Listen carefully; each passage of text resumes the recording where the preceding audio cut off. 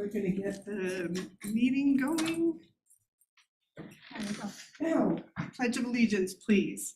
I pledge allegiance to the flag of the United States of America and to the republic for which it stands, one nation, under God, indivisible, with liberty and justice for all.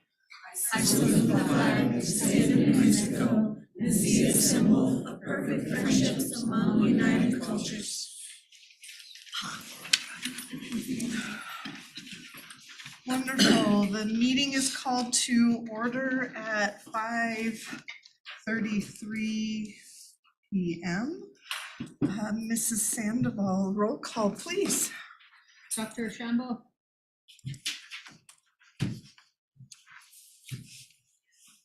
Ms. Hunt Daly. Here.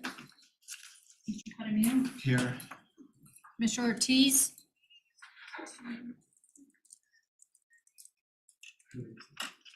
Mrs. Lee.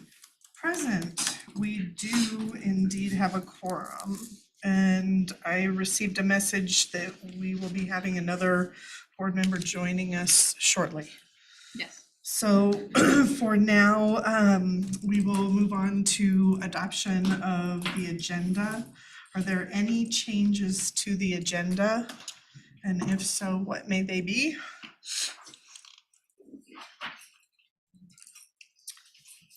All right, Superintendent Widener, is there a recommendation for approval of the agenda as presented? I recommend that we adopt the agenda as presented. Fantastic. May I please have a motion to approve the agenda as presented? Thank you. And is there a second, please? Second. Wonderful. It has been moved by Ms. Hunt Daly and seconded by Mr. Jaramillo to approve the agenda as presented. Any further discussion needed? Hearing none, we shall proceed to a roll call vote. Mrs. Sandoval, please. Ms. Hunt Daly. Yes. Mr. Jaramillo. Yes. Mrs. Lee. Aye, motion carries. And now we will move on to adoption of the minutes from the May 7th, 2024 regular board meeting. Are there any amendments to the minutes? If so, what? Superintendent Widener. I recommend to approve the minutes as presented. Thank you. May I please have a motion to approve the minutes as presented? I'll make a motion to approve the minutes of May 7th, 2024, sorry. Thank you. It has been seconded by, it has been moved by Mr. Jaramillo and seconded by Ms. Hunt Daly to approve the May 7th, 2024 minutes as presented. Any further discussion? Hearing none, we shall proceed to a roll call vote. Mrs. Sandoval, please. Ms. Hunt Daly. Yes. Mr. Jaramillo. Yes. Mrs. Lee. Aye, motion carries. Mr. Widener, recognitions. Tonight, we have some great recognitions. We have reached our meeting point of the month where we give out our SEL placards, and we recognize those who are outstanding with social emotional love and those who are doing everything that they can for our kids, as well as our Edu Champion belt. And so I'm gonna present these and we'll call the folks up and take some pictures and celebrate. The first one is our SEL Love placard, which has been circulating. We want to present this tonight to an outstanding individual who's been with our district for a long time. She has been a teacher, she's been an instructional coach, she's very much a leader in her school. Teachers go to her, kids go to her, administrators go to her, because she's just such a caring, loving individual. And so without further ado, the first SEL plaque tonight goes to Amy Cameron.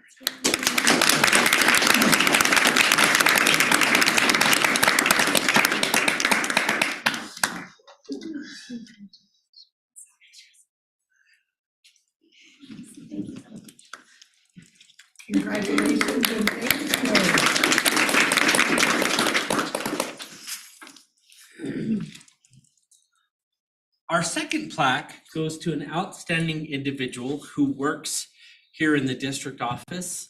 She goes above and beyond. She has spearheaded our attendance. She has worked throughout COVID, getting our kids on campuses, meeting with families, calling homes, and really being a champion for improving our attendance rating.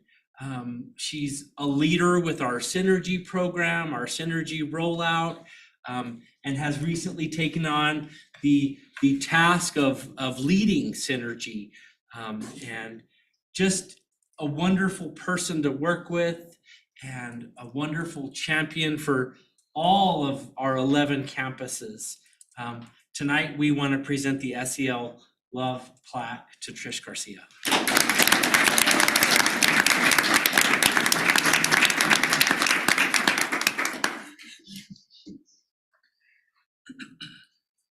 I should be thanking you guys. I should Right? thank you guys.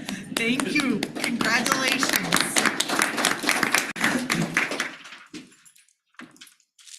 And our Edu Champion belt.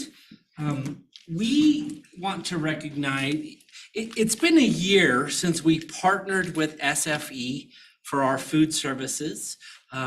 We've had some bumps along the way. We've had some changes along the way. We've looked at menus. We've looked at, lots and lots of planning to make the first year of SFE a success at GCCS. And our Edu Champion tonight has helped all of us. She's helped in our campuses, she's helped in our kitchens, she's volunteered, she's taken on any challenge that she's been faced with. And so tonight we want to recognize Carol Burnett as our Edu Champion.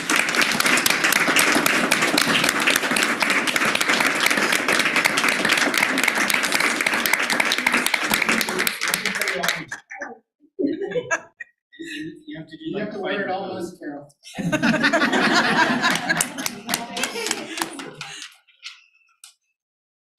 Thank you. Thank you so much and congratulations. Thank you, Carol.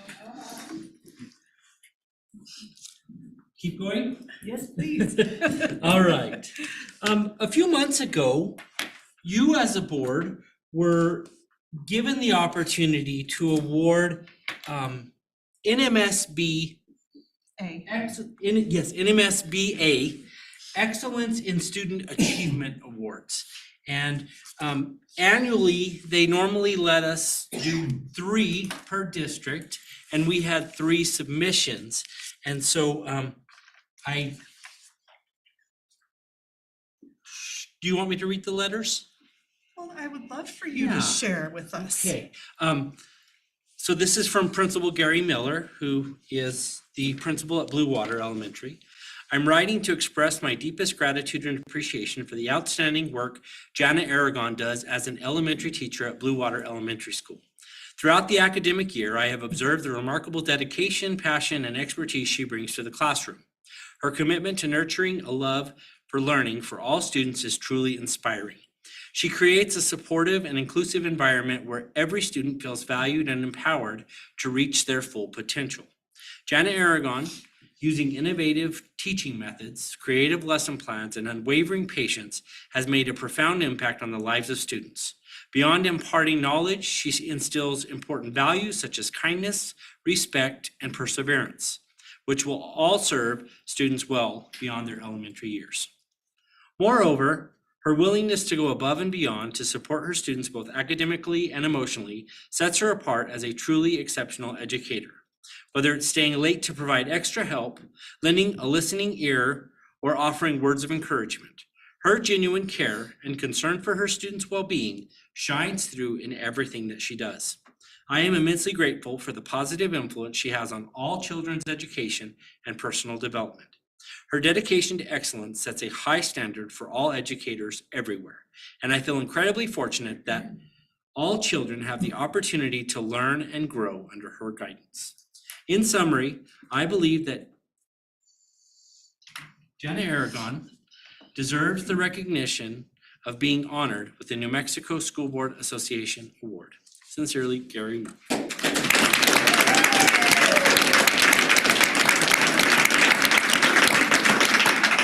Mrs. Aragon? Congratulations.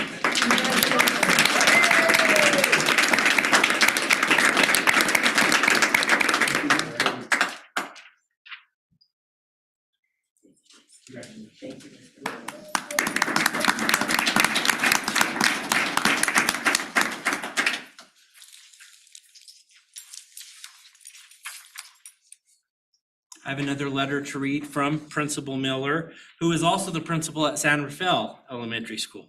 And so this is in regards to a teacher from San Rafael. I'm writing to enthusiastically recommend Janea Chavez for the New Mexico School Board Association Award. As an administrator deeply invested in the education and well-being of all students, I have had the privilege of witnessing firsthand the exceptional qualities that make Janea Chavez such an outstanding educator. Janea Chavez has consistently demonstrated an unwavering commitment to excellence in teaching and a genuine passion for fostering a love of learning in all students. Her innovative teaching methods, creative lesson plans, and dedication to individualized instruction has not only inspired academic achievement, but also instilled invaluable skills and qualities in all students. Beyond her exemplary teaching abilities, Ms. Chavez is a compassionate and supportive mentor who goes above and beyond to ensure the success and well-being of every student under her care. She has created a nurturing and inclusive classroom environment where students feel valued, respected, and encouraged to reach their full potential. Ms. Chavez consistently seeks out opportunities for professional growth and development, demonstrating a commitment to staying abreast of the latest educational trends and best practices. Her dedication to lifelong learning serves as a model for both colleagues and students alike. Moreover, Ms. Chavez actively engages with the school community, collaborating with colleagues, supporting extracurricular activities, and fostering positive relationships with students, parents, and administrators. Her leadership and teamwork skills are commendable, and they consistently contribute to the overall success of our school. In summary, Ms. Chavez exemplifies the qualities of an outstanding educator, and I wholeheartedly believe that she is deserving of the New Mexico School Board Association Award. Her dedication, passion, and tireless commitment to all students make her an invaluable asset to our school community. Thank you for considering Ms. Chavez for this well-deserved recognition. I am confident that her contribution to education will continue to inspire and empower students for years to come.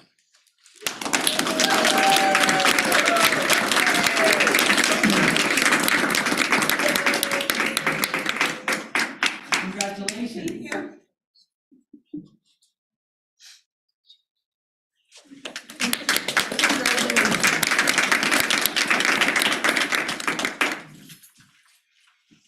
Our third recipient had an appointment tonight and couldn't be here. So I do want to recognize this outstanding individual. Last night, there was a wonderful concert. They called it Pack the Pack. And we had the band, the jazz band, the choir. They were all performing under the direction of William Greiner. And I want to commend Mr. Greiner, and I will make sure and share his letter with him when he picks up his plaque tomorrow. So round of applause for William Greiner. Thank you, Mr. Widener. President Lee, that concludes the recognitions. Wonderful. And what wonderful recognitions they are. Thank you all very much. Mrs. Senswell, are there any citizens to address the board? No, ma'am. There are no citizens to address the board. We shall move on to presentations. Mr. Widener. Our first presentation tonight is from our partners at New Mexico State University Grants. At this time, annually, NMSU comes and presents their budget for the next operating year. And so without further ado, it's my pleasure to turn the floor over to Dr. Chavez Toivan. Thank you, Superintendent. Good evening, Madam President, members of the board, Superintendent Widener, members, directors, and audience. Thank you for being here tonight. As you know, the Grants-Cibolo County School Board is New Mexico State University Grants Community Colleges Advisory Board. And so annually, we come to you to present our operating budget for FY25. And while you've had the opportunity to look at it in your packet, I would like to highlight some features from the packet. So I'll just proceed. So as you know, at NMSU Grants, we have 5 priorities that we focus on. Access to higher education, student support, completion rate, certificate and degree completion. We value community partnerships such as yours, along with industry, and we effective resource management. So those are the tenets that we work with at New Mexico State University Grants. I'm not going to read the slides. And so I'd like to start with our enrollment, and this is our spring enrollment. And so because we're just finishing the spring semester, and as you see, the red bar there is our total enrollment, and we've kind of stabilized from spring of 2020, then we had the pandemic, the COVID years, and we have sprung back. The light gray is our grants enrollment. So our enrollment consists of not only local enrollment, we often get enrollment from Doñana, Alamogordo, and Las Cruces campus. And so the dark gray is our dual credit enrollment. So we've increased a little bit since the COVID years, and we're kind of hovering around 200 dual credit students. Now, some important facts about the dual credit students. I pulled the data. Well, this is a budget presentation. I didn't want to include too much of the data of outcomes for dual credit, but I was pleased when I pulled the spring grades. 85% of our dual credit students passed their classes with a C- or better. So I was really pleased. That's congratulations. And so you've really come a long way. And I think your preparation at the public schools has really prepared them to do well at the college level. Next.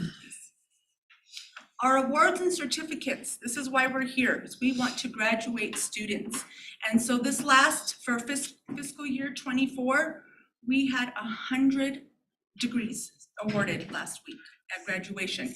And from FY19, 64, so you can calculate the increase. We're doing pretty good with awards, primarily in career technical education certificates. We're seeing most students want to come in, get a micro-credential, get to work. However, we do have the degrees for like Associate of Science where they go into the nursing and for transfer.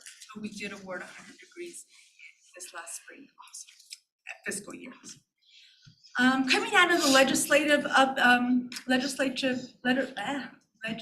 session, our campus is going to see a 2% increase in instructional and general funding.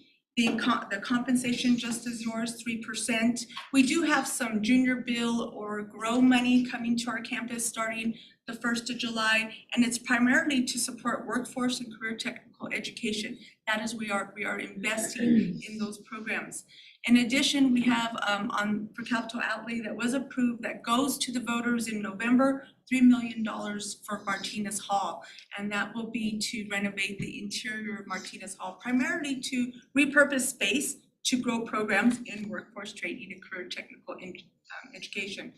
I will share this PowerPoint with you, and if you want to refer to it, that hyperlink for the Office of Government Relations gives a detailed description of the outcomes of the legislative session. What's that, 240,000? Oh, I'm sorry. Yes, it's 1,000. There's some zeros missing there. There's 2 zeros missing there. Yes, good eye. Our budget for the year is about $13.5 million. This includes operating, capital outlay, BR&R, restricted funds such as grants. And it's broken down, as you can see, with the large red square. State appropriation is our main revenue stream, with capital outlay from the state being our second portion. Student aid, we give $1.7 million away in student aid annually, Pell Grant, scholarships, so forth. From there, I can't see that one. Oh, restricted funds are our grants, the other red square. And our tuition and fees are pink. So as you see, the tuition and fees, we don't really receive a whole lot. That's not the main source of revenue. It's about 1.125 million. And then some other, the rent, the BR&R. So our main revenue stream is state appropriations. However, over the last few years since fiscal year 20, we've increased our operating budget about 28%. And so that's broken down from the years. We've done a really good job at our campus of advocating for additional state monies for growing enrollment. When you grow enrollment, you collect more revenue and you get more money to spend. So we have about a 28% increase in our revenue since FY20. Update on our capital projects. Our capital projects are our buildings. So for those of you who haven't been to our campus lately, we are under construction in Martinez Hall. And so it's a good thing, just like the road out here, that means we're making progress, we're improving our facilities for our community and our students. The exterior roof renovation is about $5.2 million. This includes a total resurface and insulation to help with heating and cooling costs, in addition to replace the entire roof of Martinez Hall. Expected completion is about fall 24 sometime. McClure Hall, not pictured here, is gonna have a roof replacement. That is where the early college is housed. And if you've been there, it's leaking a lot. And so we expedited a project through facilities in Las Cruces, and we are getting that roof replaced to protect our asset and make sure that all the equipment and students are enjoying their education in a good building with a good roof. Martinez Hall, we are also planning to renovate the welding and automotive classrooms and labs, and that's under the planning phase right now. Expected completion is still down the road because we're just in the starting phases of that. Our capital outlay request, I'm in the process of putting together our request for this next year for our summer hearings in August. Again, we're going to be focusing on Martinez Hall and part of the other campus buildings in the campus, but mainly infrastructure and safety and security. As you know, safety's been a big issue. We have multiple points of entry in Martinez Hall, and we need to get a handle on those entryways and doors. This includes the energy management system, so the doors automatically lock and open. If you didn't know, Martinez Hall is really old. It was 1977, I think.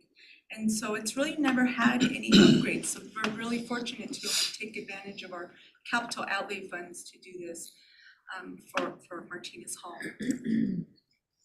Future sustainability, and I'd like to plant this in your ear today and invite you to a conversation to our campus in the fall to talk about the sustainability of NMSU grants moving forward. Right now, branch campuses are required to operate at a 1 mil tax levy. Due to the tribal and federal lands where we live, our mill levy only generates $300,000, as compared to Carlsbad, where their 1 mil levy generates like $1.5 million. So we don't have the resources as the other campuses. And Alamogordo generates about $900,000. So what I'm going to propose and what I'd like to pursue is an additional operating mill levy. This would have to go to the voters, and it would generate another $300,000. And some possible uses for this would be program expansion, primarily faculty. This would be recurring costs, so I could hire people to teach those programs.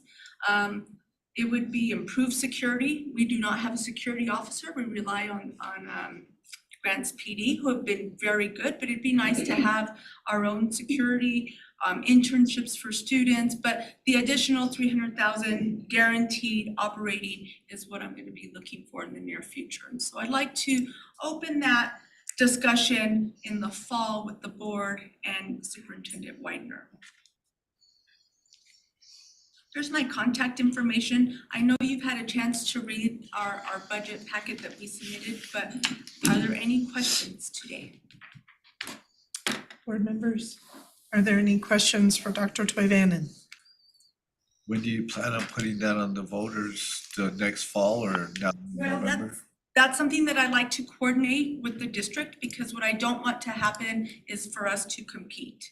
And so this would have to be a well-orchestrated plan. Of course, New Mexico State University would assist in helping us do this. So that's why I want to open that discussion in the fall, so that we don't compete for that vote and resources. Thank you. Dr. Chavez Toivanen, thank you so much. Thank you. I'm very glad to see that your enrollment is up and we are very thankful to have you guys as our partners.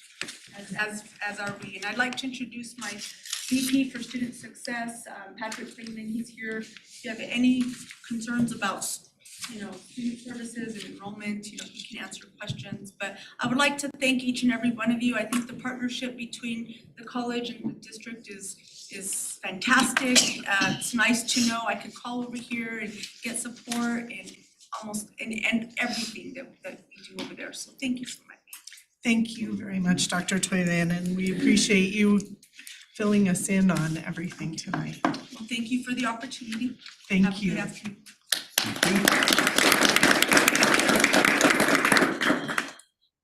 Mr. White? Tonight, you'll hear a presentation from a face you don't normally see at board meetings, but Ms.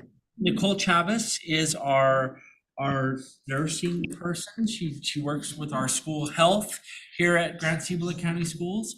And so Mrs. Chavez is going to present the GCCS wellness policy for the first read tonight.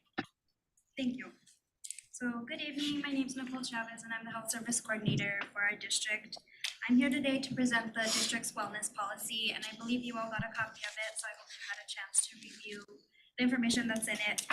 This is an ongoing policy that we've had, but this is just a little bit of an update or kind of a process that we use in order to keep our policy up to date, make sure that we're following all the procedures and everything that we need to make sure that, it's following state mandate. So the wellness policy will follow the coordinated school health approach, and this follows federal and state guidelines. Wellness within the schools is comprised of 8 components, and these 8 components is nutrition, physical activity, physical education, health education, health services, social and emotional well-being, health and safe environment, and staff wellness. So with the support of the school board, we can increase the emphasis on the comprehensive coordinated school health program at all levels to enhance the well-being of our district's youth and contribute to the academic success and achievement. This approach shall be culturally responsive and will focus on increasing academic opportunity by eliminating barriers that affect students' readiness to learn. The Healthy Hunger-Free Kids Act of 2010 and the State New Mexico Administrative Code requires a school district to formulate a school health advisory council to meet at least twice yearly to review and measure the goals for nutrition promotion, education, physical activity, and other school-based activities that promote student wellness. During this time, the wellness policy and its components will be reviewed for best practice and implementation and prepare for the necessary revisions. The Wellness Council will serve as a liaison to the schools within the district, the community, and provides updates and recommendations to the Board of Education. A 3-year progress assessment will be completed to assess the compliance of that wellness policy and provide an updated policy as indicated at least every 3 years, which will be brought to the board to approve. So our district wellness policy has been reviewed and accepted by the New Mexico PED as part of the 2023 administrative review. And during that review, it was determined that the district was very high in modeling the highly effective practices in nutrition and in quality physical education. And then we were told that we are in best practices of transitioning our health education, contents and standards and benchmarks, physical education requirements, social and emotional well-being, health, staff needs, and staff wellness. So the area that has provided that we are showing that we are implementing these and showing evidence of policy implementation is the wellness policy as a whole, making sure that we're following all the guidelines, making sure we're doing this school health advocate committee council. That way we can make sure we're reviewing all the documents and following all the standards. Once a policy is approved by the board, the district will continue to work on and improve this wellness policy with continuous evaluation, revision to ensure that the document reflects our district's pledge to healthier students. The revised wellness policy will be made available to the public each year, and this can be found on the GCCS website under the Health Services tab. We encourage board members, administrators, school employees, community members, parents to put in an application to be a part of this committee because it's important to get feedback from everyone in our community. And so you can find this application on the GCCS website under the Health Services tab. I thank you all for allowing me to speak tonight. Is there any questions regards to the wellness policy? Board members, questions? Do they do hearing tests? I don't know if those- Yes, we do conduct hearing tests and vision. I saw the vision, but I guess I didn't see the hearing.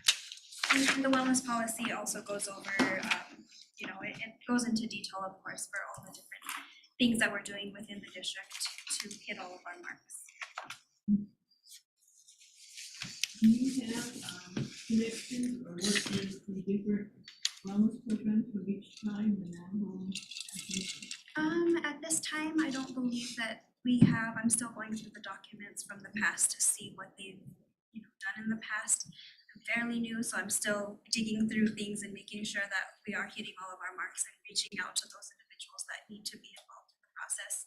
So maybe I can get their contact information and we can get all that going. Because I know currently they provide mental health services, same thing with vaccination and social emotional learning activities. And the Blue is fairly new, but I am assuming that maybe ACL still continues some of this program. I do not know what Navajo has. I know Acoma has the same kind of programs, social services. And at one time we thought that we could provide, the PAC could provide services that the school could provide. We're not outlined in the district. Psychiatric services. And I know there's quite a few things going on in high school. We want to make sure that the students receive the service they need, and when they return from their psychiatric stay, that there's a program in place for them. I'm sure we can gather information and get in contact with them. Any questions? Thank you so much, Ms. Chavez. Appreciate you and your presentation. Mr. White. Mrs. Chavez mentioned that she is relatively new to her position, and we're very thankful that she's here with us and keeping us all healthy. So thank you, Mrs. Chavez. Thank you.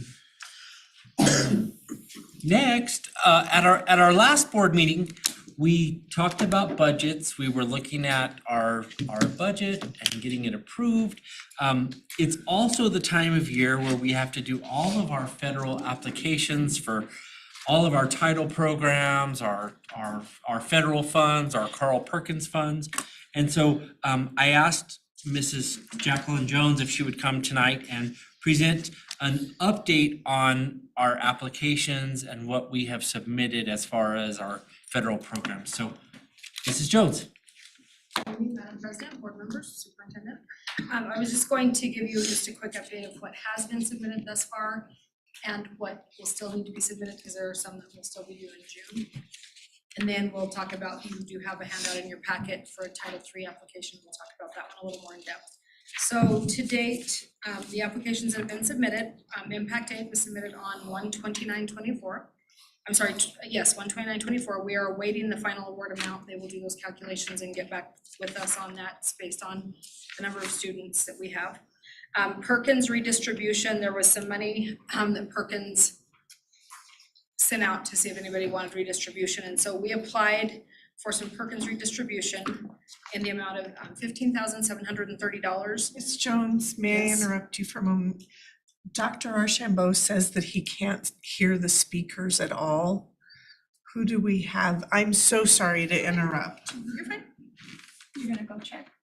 And Mr. Ortiz here, if he's, He hasn't said anything. Mr. Ortiz, are you able to hear? Yes, Thank you. And Dr. You're welcome. Archambault? it's not that I cannot hear them, it's that their volume is low. I could not hear very clearly Emily's comments. And the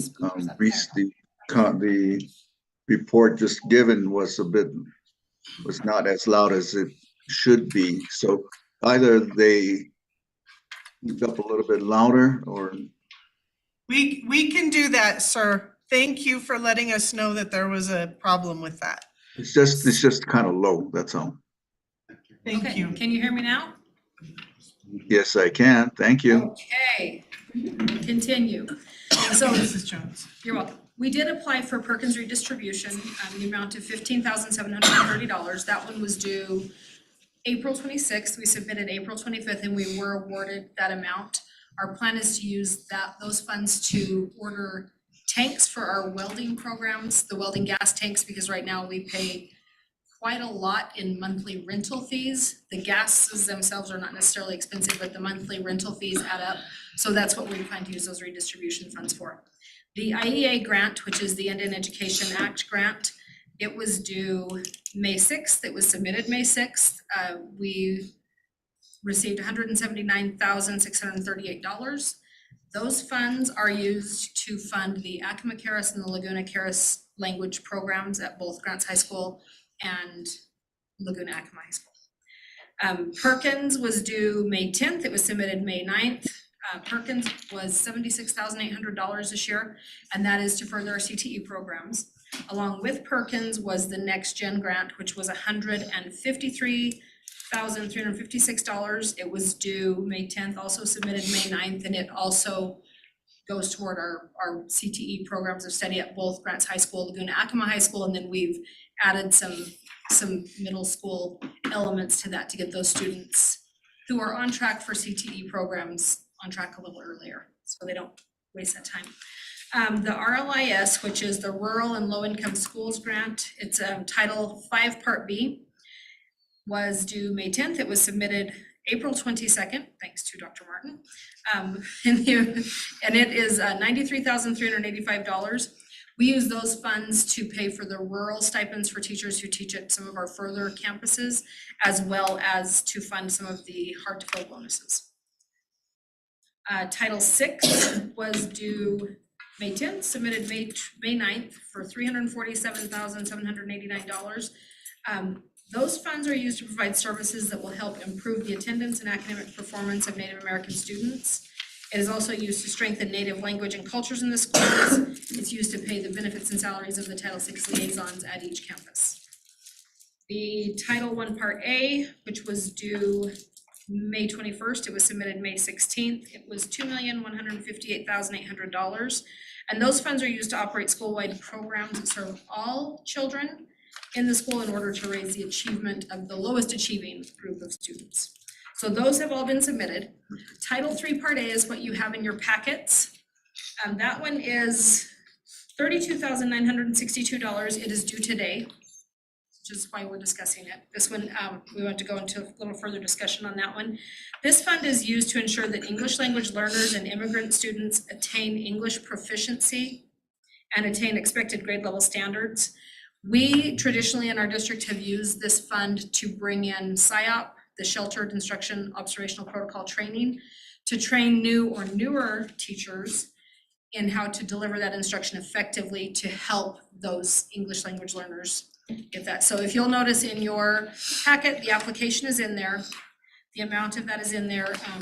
And the narrative in there is that the district will hire the consultant to come in and train the teachers. It will be an ongoing year-long process that he has a schedule that we will adhere to, that he comes in and works with our teachers, and they do some observation in classrooms, and they work pretty in depth to make sure that teachers have a good grasp of those practices. So that's in there.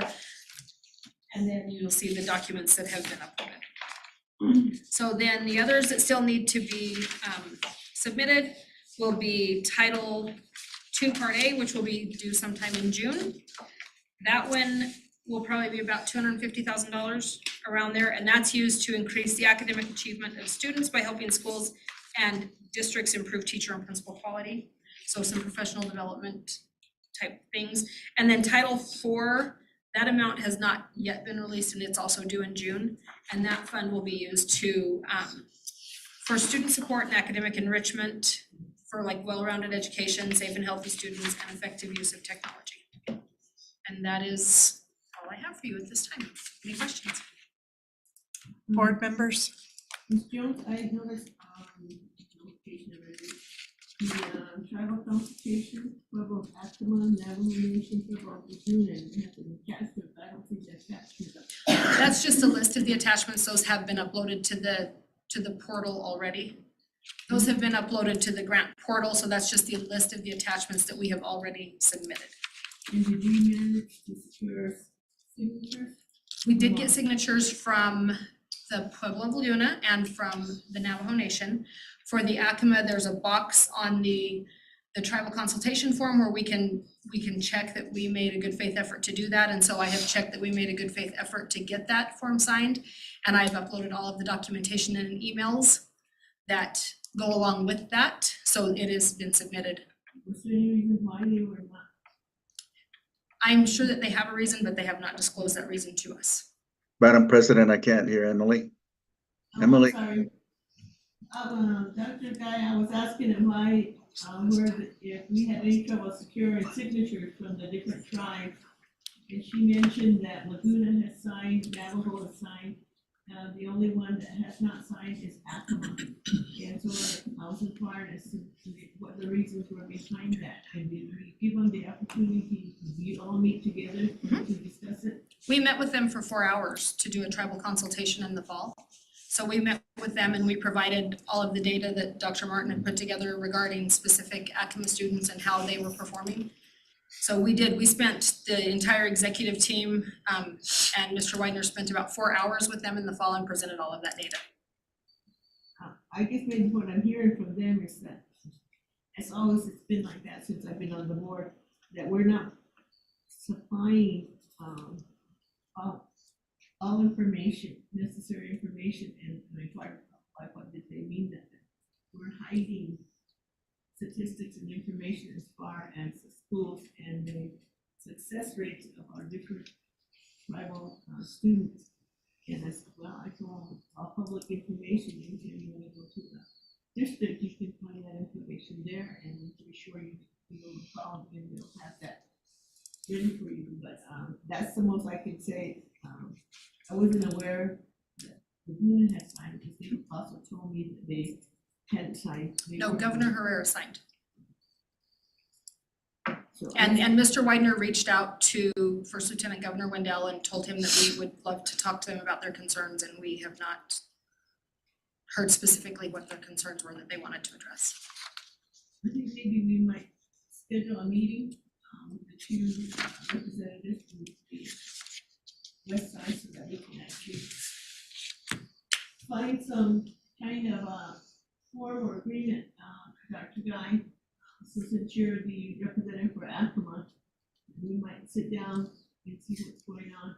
There's also concern from the land grants that there's not, because they're not native, but they do have a lot of concerns about these services being provided to those land grant student areas. And so that's where most of the time that reason behind it. We need to really service this line, but it's Yeah. And, Camaro. So maybe we can move to sit down with them and find out what's going on. Madam President? Happy to do that. Yes, Dr. Archambeau. Yeah, I'm not certain why Board Member Daley's microphone isn't picking up. But I think I heard her mention my name. Let me ask, let me clarify for me. I'm looking at the Title III application, Ms. Jones. And so I see what you're referring to. This is the SIOP grant, so to speak, for 31,000 or so. Yes, sir. And you had listed previously several different applications that had been sent in. And two of them were the Indian education related programs. One is the federal grant, the Indian Education Act grant, Title VI, I believe, that funds the liaisons and whomever else. Then the other had to do with the language programs. So do we ask the tribes to fill out that form that you and Emily were discussing for those programs separately, or is the tribal consultation supposed to cover all of the related applications, such as the federal and the state, and of course this one here?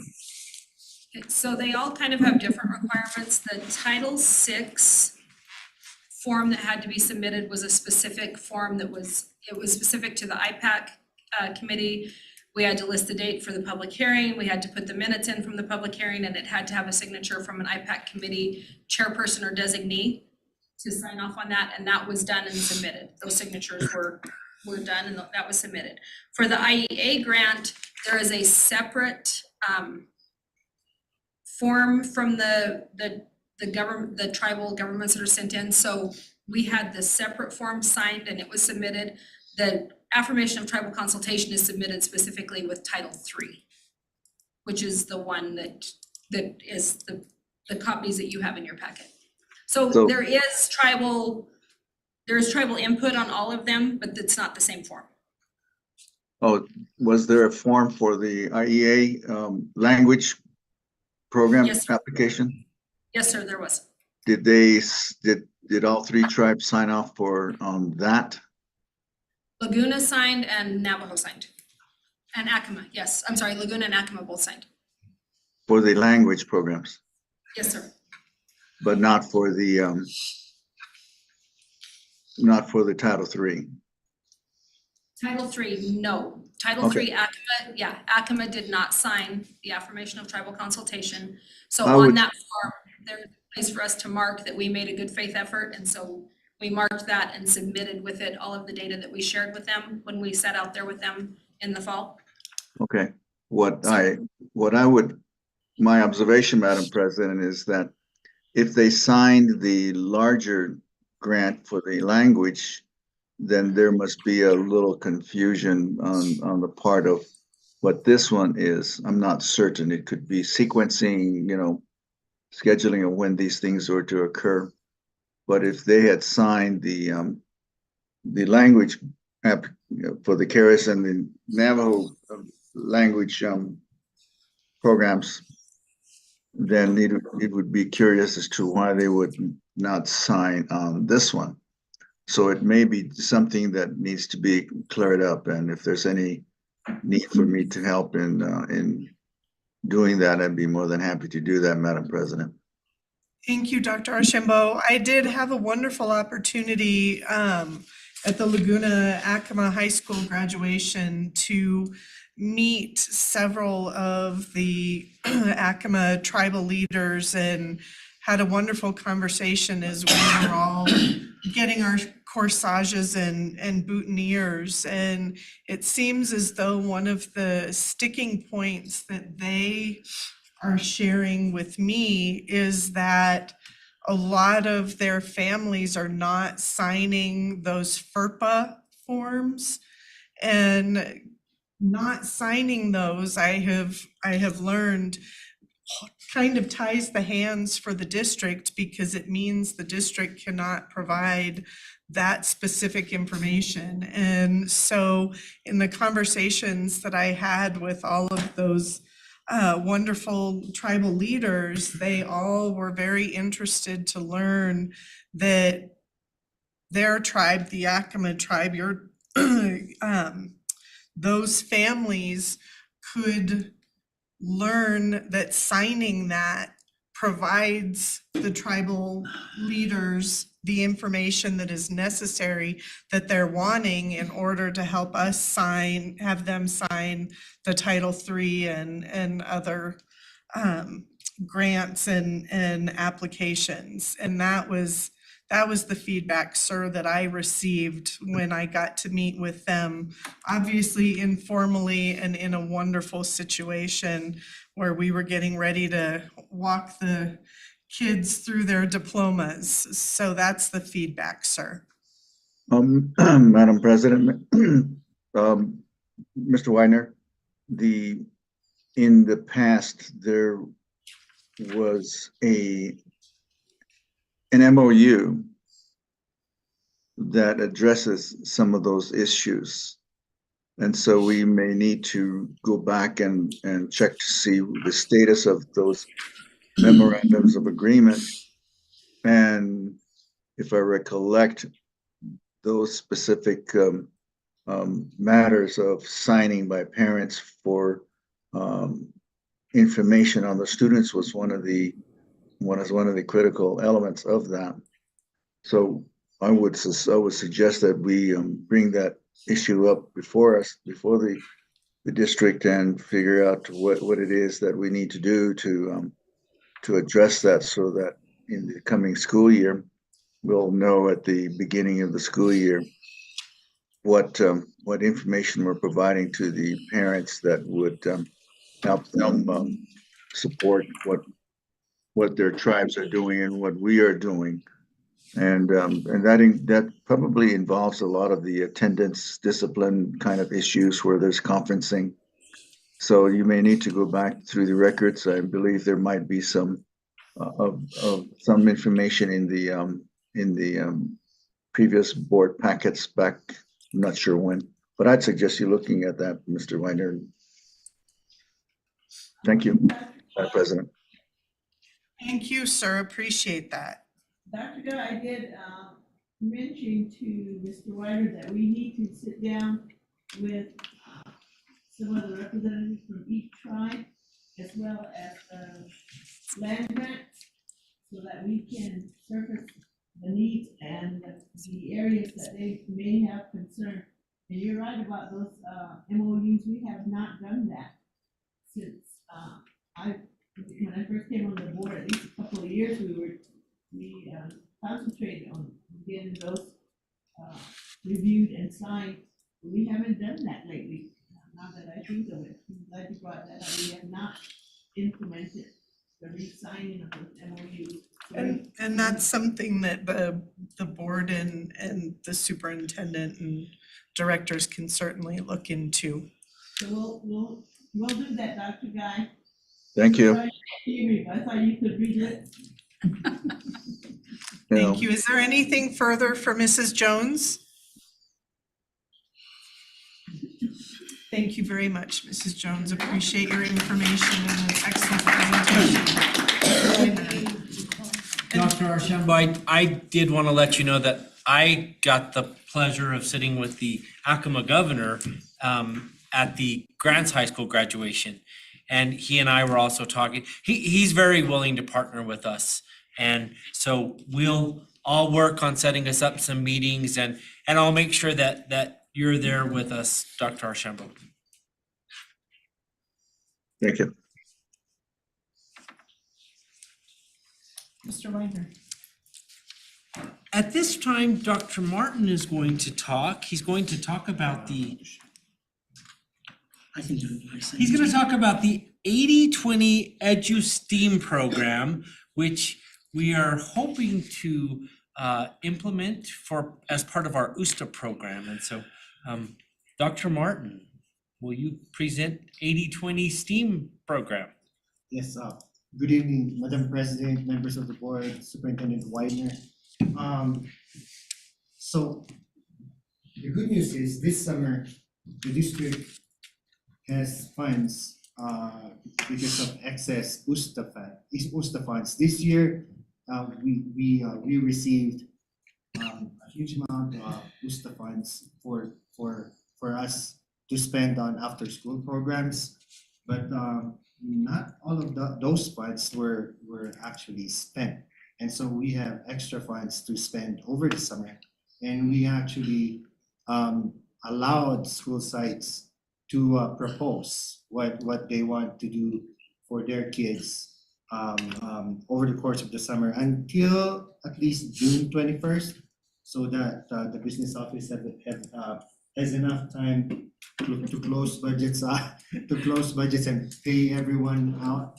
And so one of the proposals that came out is the STEAM camp. If I'm able to share. So in previous years, we actually have a provider that came in from Texas that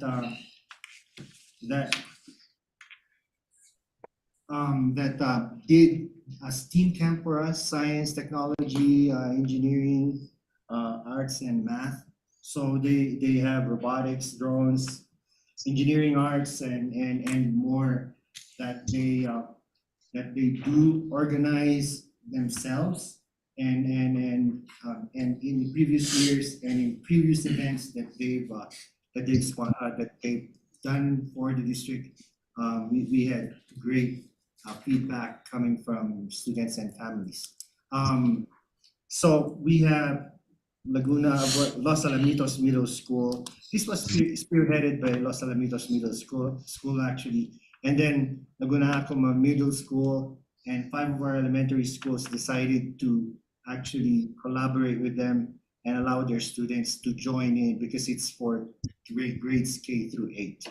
So Milan, Mesa View, Mount Taylor, San Rafael, and Blue Water decided to join forces with Los Alamitos Middle School and bring all their students in Los Alamitos and participate in that program.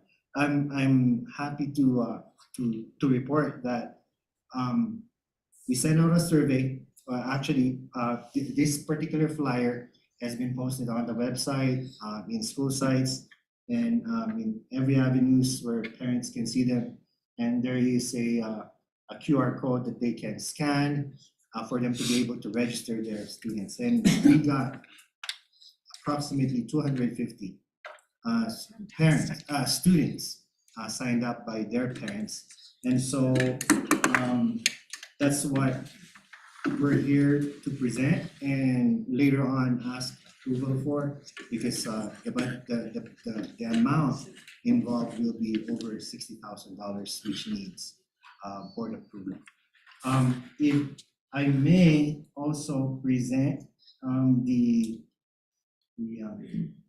invoice, the quote.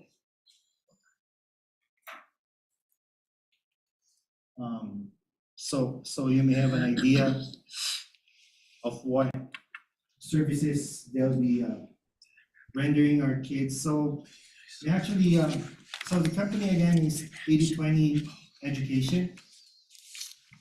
So here's the breakdown of the amounts they quoted. So the PD will be the event will be for 8 days. They actually offered gave us 2 days for free. So they only billed us for 6 days out of the 8. And as you can see from the quote that they gave us, Some of the services that they offered, they offered as a discount. And so for 250 students that will be attending, each student cost $245 for those 6 days that they quoted, but a total of 8 actually, which sums to the sum of which totals to $122,500. Excuse me, Dr. Martin, do we have any of that information that you're showing in our packet? In the It's in action, the action item. The action items. Yes. Any questions for me? this was, sorry, board members, questions for Dr. Martin?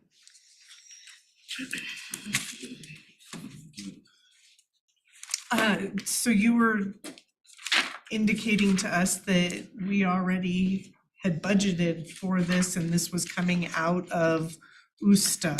So this is not an additional expenditure at all. This is just us approving for the program that has been offered for our students. Yes, Madam President. The USTA budgets is given to us by NMPED to spend for student after school programs for students, which we did not spend all of the amount this school year, and so we gave school sites the opportunity to help us spend them for the benefit of our students. So aside from the STEAM camp, there are other programs happening in Cobero, in Cebolleta, in Grants High School, in Laguna Acoma High School, and all those programs and activities will be paid for by the USTA funds that NMPED provided our district. Wonderful, thank you for that clarification. Board members? When I hear 80-20, does that mean one's giving 80% and the other 20, or what does that mean? I don't know how they came about with that. Their name. No, I know when you the apply for company grants, names when you apply for grants, it's like 80, 80-20. We give you 80 and you put out the 20. Do you have information on this, that program that they're going to be using? The STEAM camp, I guess? They'll come here in person. It's our district is not new to this company that offers this particular program. This is their 4th time to come to us from Texas. This is the 2nd time that Laguna from Los Alamitos Middle School will actually be having it. And that's the reason why they invited them back, is because of the great feedback they received last time. They must have a brochure or a flyer that we Oh, can look at. Yeah, I'm pretty sure there's one. Okay, could you? I will provide that to you. It's very exciting because it's hands-on science, technology, engineering, art and mathematics. Art is part of it. Art and mathematics. It's kind of a summer camp, right? And so it could impact up to 500 kids.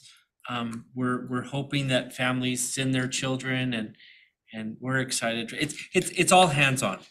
And so we're excited for this event. And it's open to the whole school district.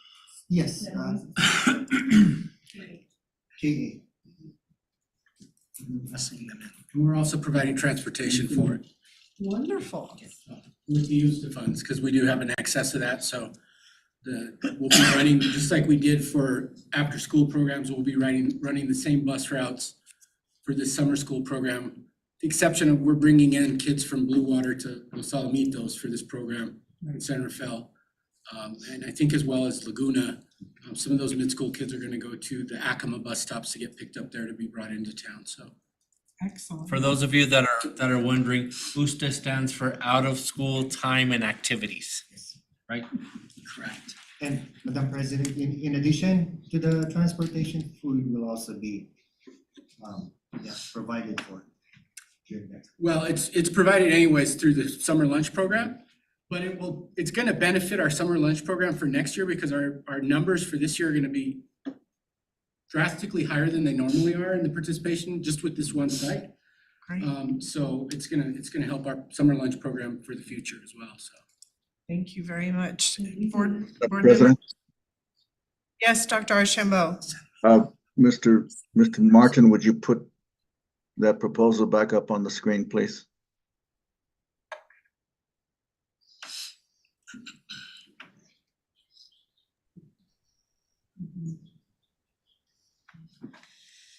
Okay. What I think is missing is your oral explanation should be accompanied by a written description of this program. I do not see that. Secondly, there has to be a way in which we evaluate the success of this. I don't see that either. For $122,000, we need to have some documentation of that sort. So should have more than just a sheet that lists this there, and also your explanation of it. That's not adequate. Mr. Martin, you said that, did you say that the funds were available throughout the school year? The funds were available this school year. Monthly, the NFA. We received a monthly allocation Monthly of allocation. just over $128,000, totaling $1.5 million. And the intent was to provide out-of-school activities throughout the year and to use that money for salaries, activities, whatever it was, right? So at the end of the Regular. April, we still had over $300,000 in unused funds here to apply. And so when Dr. Martin came to me and asked, if this money could be used, we contacted the PED. And given the success over the last 4 years of this program, was wildly successful, not only in participation, but in launching kids into programs and STEAM programs, as evidenced by those kids who have joined programs at junior high school and during the high school. That's why we propose that. And this amount here is similar to what we paid in the past 4 years. So it's not new, right? And so it's very similar to what we've sponsored in the last 4 years. And so guess- this is just benefiting the students that already would be enrolling in the summer school No, or the actually, summer programs, or? Actually, this is an enticement for these kids to join. Over almost 300 kids who ordinarily would not be joining any of the school outside activities that were put on by the individual schools. A couple of years ago, we had another summer school program that all the schools did something that was not as successful as these programs have been over the past few years. So this is wildly successful in bringing kids back to school, back on campus, having something to do during during the day, during the summer, providing them with a meal, and also providing them with fantastic education. And so it, again, just to clarify and reiterate, this is money that we already have been budgeted for and given by the PED Yes. for this program. This is just how we're utilizing it for our Correct. students for the summer. That is Yes. correct. And then meals, this, as Mr. Triplehorn said, the lunch and breakfast program is already a part of the summer. And then also these students are gonna have transportation to the program. So this is just covering all of that, which was already budgeted for and everything. Is that? And so, yeah, so additionally, last year, we were unable to provide transportation for summer enrichment programs because we did not have the USTA funds. This year, with the remainder of the USTA funds from the school year, we do have the money to provide that transportation. And so that's why we're seeing this influx of the number of kids wanting to go to this camp. Wonderful, thank you. Are there any further questions? Well, Madam President, I'm not comfortable with the presentation. I understand the merits behind it. That I hear. number one, if we had the funds during the school year, is there an evaluation of how successful or how unsuccessful those school year programs were? And if we are to enjoy these funds in another fiscal year, will we be able to be more effective in providing opportunities for the kids throughout the year? It sounds as though we had sufficient funds to do this, and I'm just puzzled by why we have so much funds left. The USTA funds are different than any of the other out-of-school, after-school tutoring program funds that we receive. The USTA funds have specific requirements for the teachers to put lesson plans together, to put activities together, to provide food, to provide transportation. None of that was available in the 5 years that I've been here. None of those funds have ever been available for those uses. As Mr. Triplehorn said, was never had the latitude to provide transportation to those programs. And in this program, it's only a one-year program. It's not offered next year at all. The PED is not offering it this next year. It was an experiment, a wildly successful experiment. They required a lot of data collection on our part in terms of the types of lessons that are being done. I believe after reviewing and sharing with Dr. Martin all of the lesson plans and the activity plans, that we have significantly upped the after-school programming for this district way beyond the average tutoring program that we've had for 5 years, which have proven ineffective. Madam President, Mr. Widener, did we have use of those funds during the school year? On a month-by-month basis, We we have, have for the tutoring we program. got monthly allocations, and board members, you'll probably remember from the NMSBA conference, when we were there, these funds are not going to be reauthorized, and so we have to spend them. Well, And so- all I'm asking, Madam President, Mr. Widener, is, again, were these funds available during the school year? Yes, they were, sir. All our school sites offered Monday and Wednesday after school 2-hour-long programming. And Up to 6 days, Yes. up to 6 days a year. for each Yes, program. and that was available from the beginning of the school year till May 8th. May yeah, 8th. till May 8th, this May 8th. But these are just leftovers from the funds that we actually received. And And each of the sites were given the liberty of planning and implementing whatever programs they deemed beneficial for their students. And they all had beautiful programs that they implemented.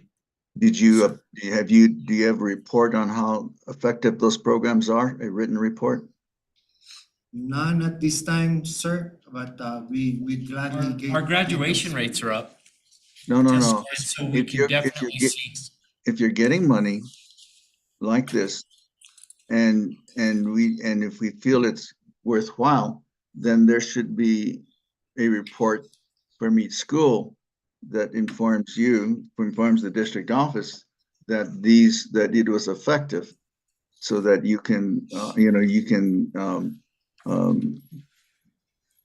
compliment those schools that did a good job, and I guess, well, I'm not sure, you said it's a one-shot deal, so. But it just is important for us to know whether or not these programs were effective during the school year, and then how much were they allocated, what did they do, and how much participation they got.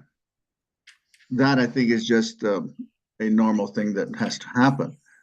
What I understand, therefore, is that you have these remaining funds left for this fiscal year ending June 30th. So we are expending the remaining balance of those funds. So that's what I needed to understand. And when we have $122,000, it would be important for the board to know that there is a written plan that describes this in a bit more detail than an oral report tonight. I am not against this thing, but I do need to have some due diligence with respect to how we do develop a program with some measures of performance that we're going to have.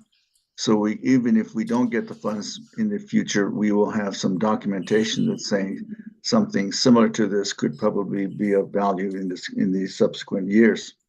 So that's the concern I have, is that when we have a large sum of money like this, we need to have a plan that is adequately developed that we can look at, and I did not see that.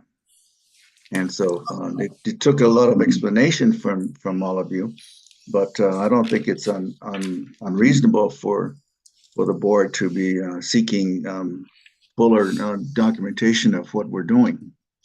So thank you very much, Madam President. Thank you, sir. I appreciate your input on that. And I think that we now should adequately have information. Were there any final questions? Thank you very much. Dr. Martin, thank you very much. Appreciate your information. Mr. Widener. President Lee, at this time, I've asked Ms. Salazar to kind of give a report, an update on human resources, and it's that time of year where we've had a goal of retaining our staff, and so I've asked Ms. Salazar to present our staffing update. Good evening, Madam President, board members, Superintendent, Mr. Widener, directors and community members and colleagues. I would like to go ahead and present our vacancy retention improvement for our district. If you'll turn to the second page, it'll show you how many certified staff members vacancies that we have for Grants High School. We have 4 for Grants High School, 3 for Laguna Acoma Middle School and High School, and there are no vacancies for Early College High School at this time. On your third page, we have Los Alamitos Middle School. We have 4 vacancies, certified vacancies. At Blue Water Elementary, we have no vacancies. And at Cubero Elementary, we have half a vacancy. And what that means is that staff member is shared between Cubero and Sahuayeta Elementary. And so no, it's not half of a teacher, it's a shared vacancy. And so if you'll look at our next one, Mesa View, has 5 vacancies. Milan Elementary has 2, and Mount Taylor has no vacancies at this time in May. If you'll look on further, San Rafael has no vacancies, and Sahuayeta has 2.5 vacancies, and you'll see that half vacancy right there. And so I'd like to, we want to compare, as the 3 years that I've been in this position, we want to know how we're doing as a school district. Do we have a healthy organization with staffing? And if you'll notice, in May of 22, at this time this year, we had a vacancy rate of 11% and a retention rate of 88%. Last year at this time, our vacancy rate had improved to 8% and our retention rate was 92%. And currently, our vacancy rate is 5% and our retention rate is 95%. And so we want to make sure that those rates improve. Those are the goals that I have for our department. Our first goal is to decrease our vacancy rate. We had it at 10% and our goal was to make it to 5%. And we have reached that goal. In the next few months, I hope to report that that vacancy rate will even decrease even further throughout my reporting of our vacancies for our school district. Our second goal is to increase our retention rate. We always look that we want to make sure that we're retaining our staff members. Our goal was to increase our retention rate from 87.8% to 90%. And our current retention rate is 95. So we have also met that second goal of human resources. Our third goal is to implement our new applicant tracking system for this current year. We are biting the bit, but we're on track. I have one more month and we're hoping to go live this month with our new applicant tracking system. And so at this time, that is my report on our vacancies. I stand for any questions. Board members? Ms. Albert, I noticed that we did include, Ceboleta, the actual position. Yes. Did you do that for the other schools?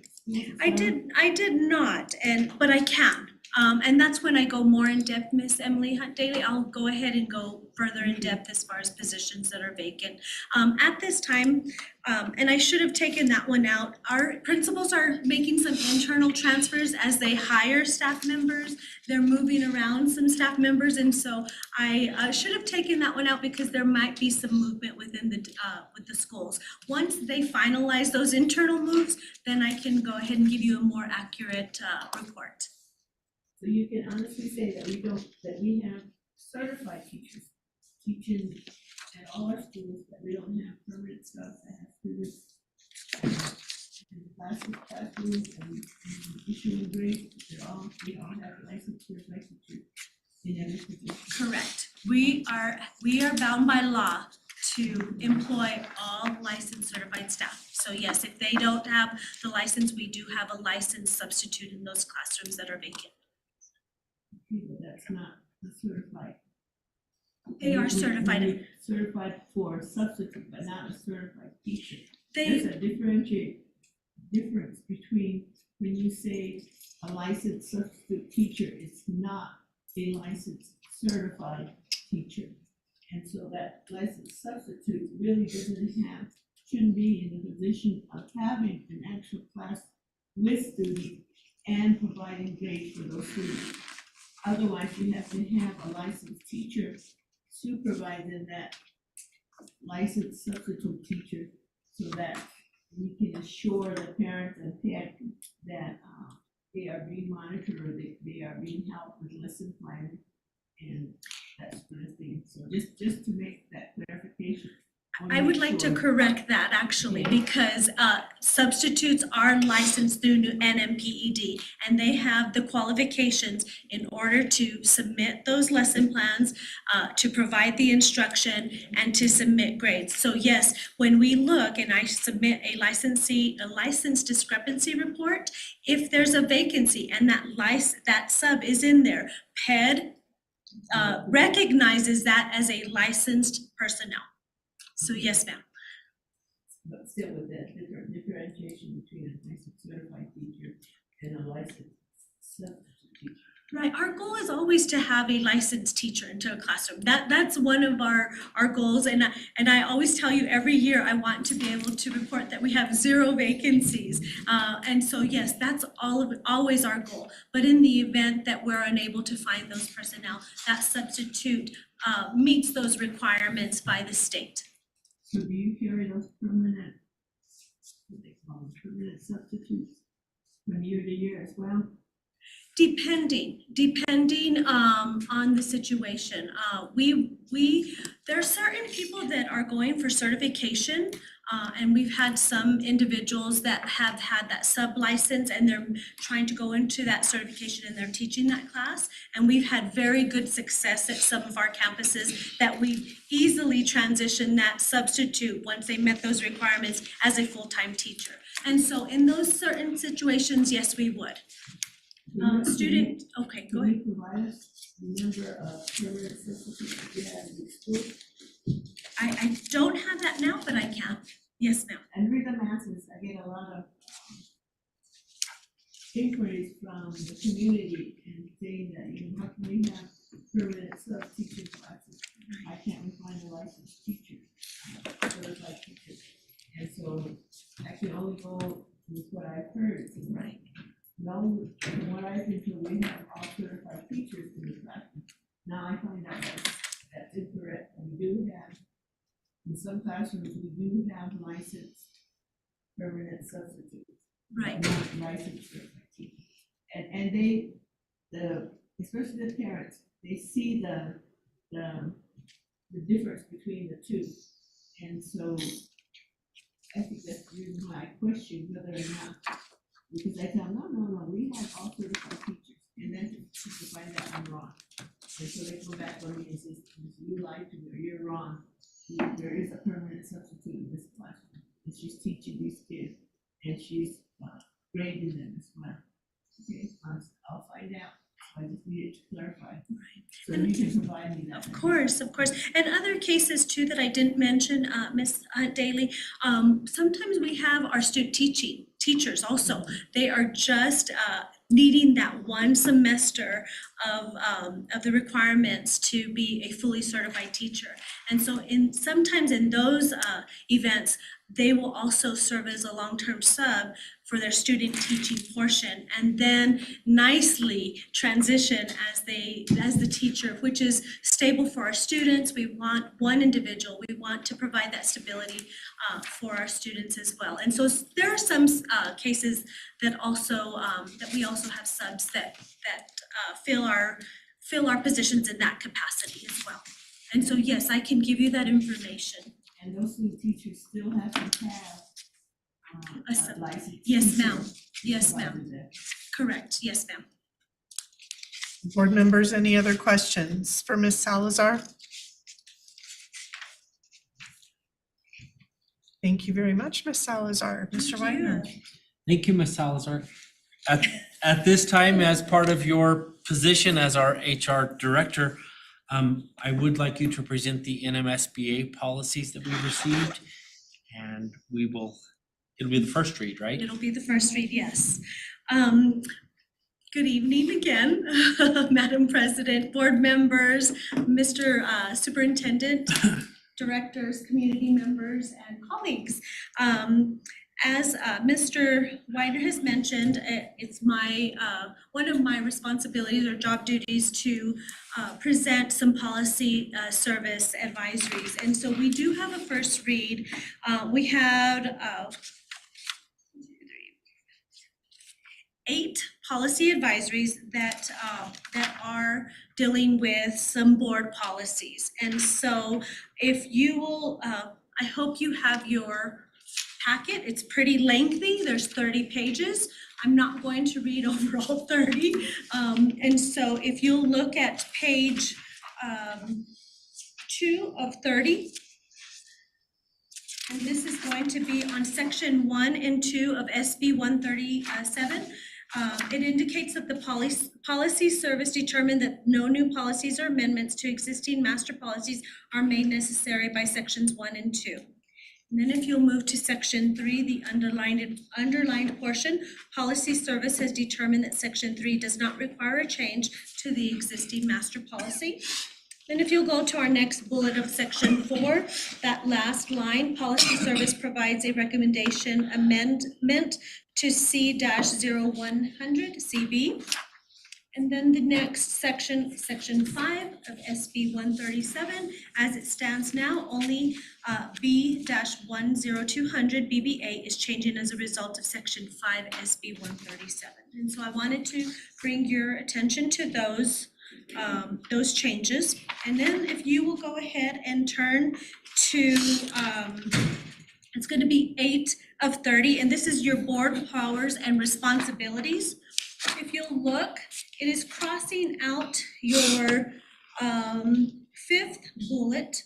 All local school board members must receive a total of 5 hours of annual training. And then, of course, then it scratches out the next 3 bullets. So to address those omissions, if you'll look on page 9, it addresses the hours of training.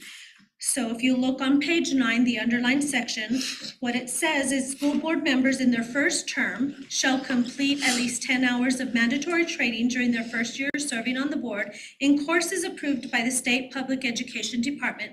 Training for new school board members shall include, and then the first bullet is 2 hours covering laws and department policies and procedures affecting local school board and public schools, including ethics and school personnel.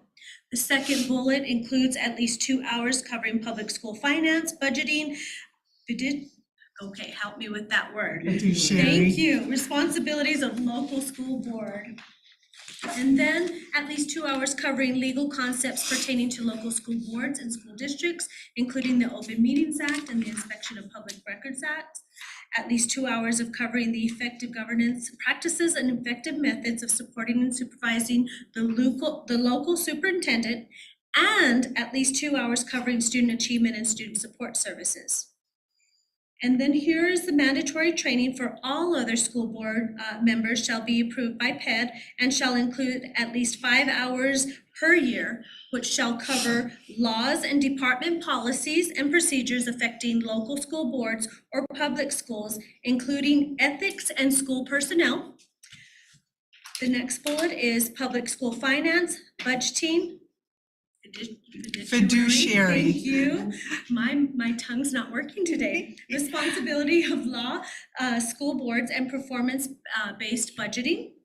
Local school boards' role in evaluating and improving student academic achievement and using data to set individual school goals for student academic achievement in each of the school district's public schools. They should also include a local school board's role in providing a safe learning environment conducive to improve student outcomes. They also should include the legal concept pertaining to local school boards and school districts, including the Open Meetings Act and the Inspection of Public Records Act.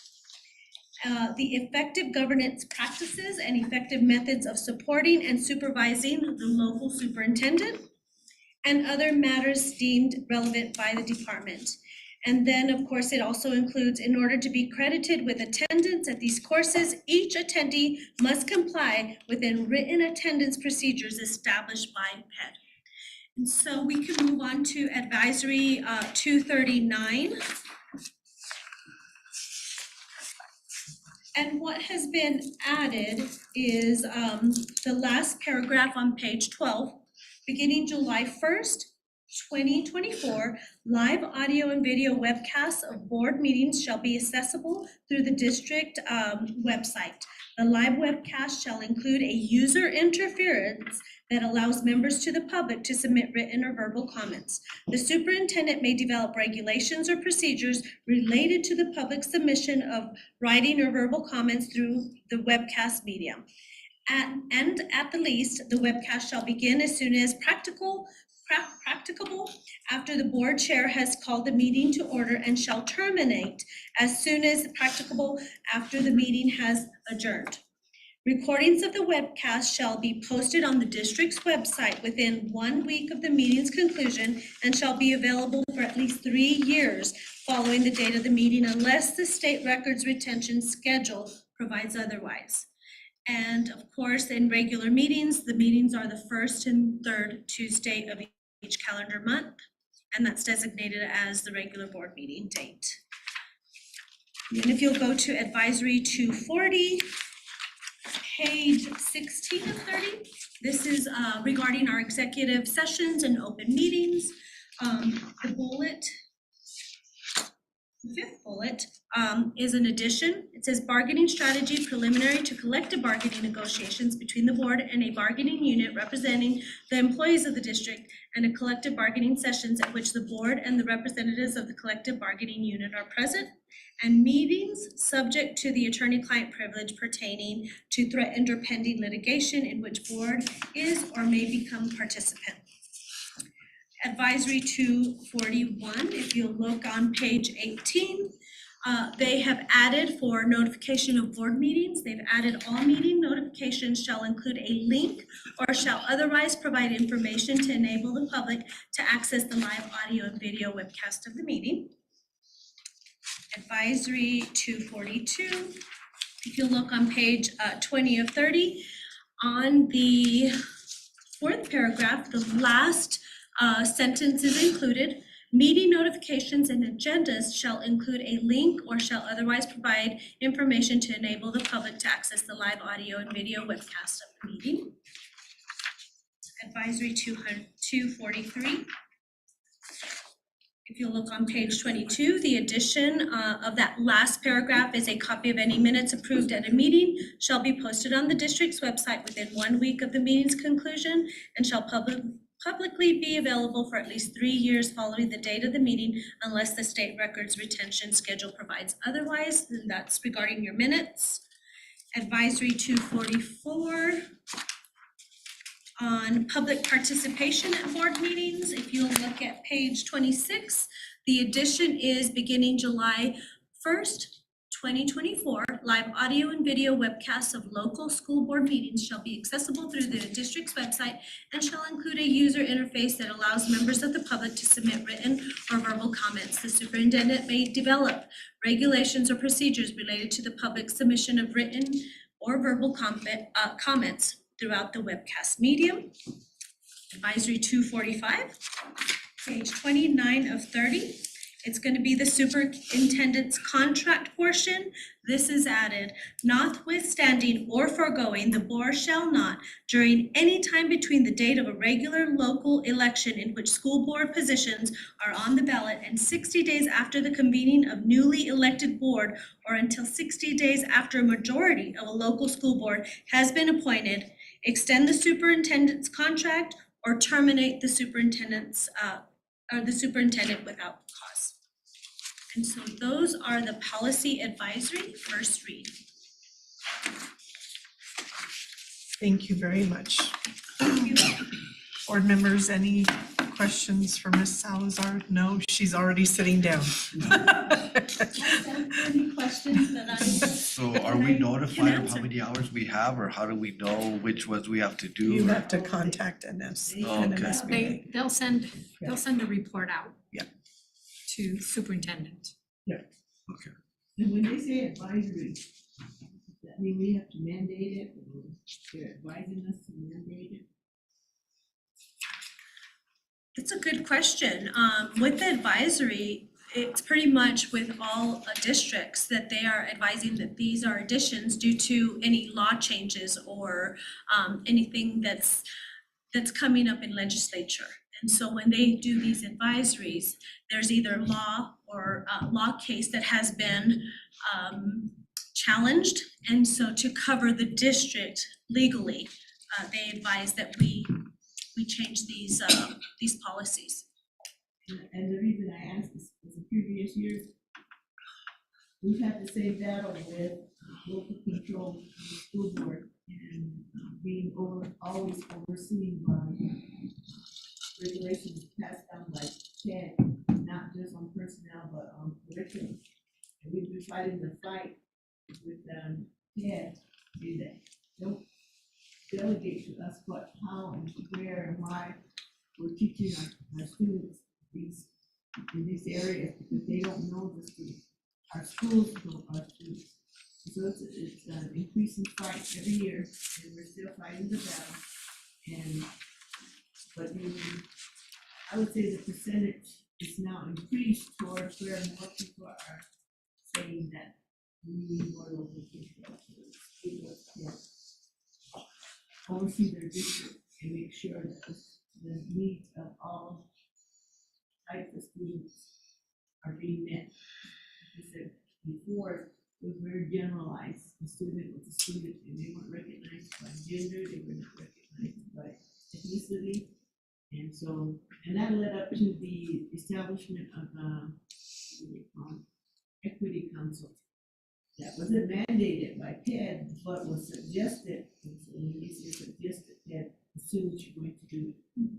So that's just kind of where these policies are coming from. That's why I asked, are they now telling us that we have to implement them, or the term advisory means they're advising us to look at these and see which ones we want Well, I think legal counsel is very involved with these advisories. That's why we pay for this service, because we want to make sure and ensure that we are not putting the district out, out for possible litigation. And so when we have these advisories, we do know that it comes with that legal counsel advisement stating in order to protect and continue, these are some advisory, policies that they're advising us to change so that we're protected.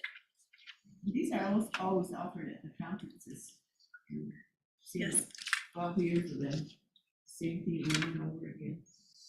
It's nice to know that they have this, that we have this service as a district, so that when, as we know, legislature changes yearly. And so this advisory protects us when those laws are changed, so that our policies are also changing with those laws Matching. that come up.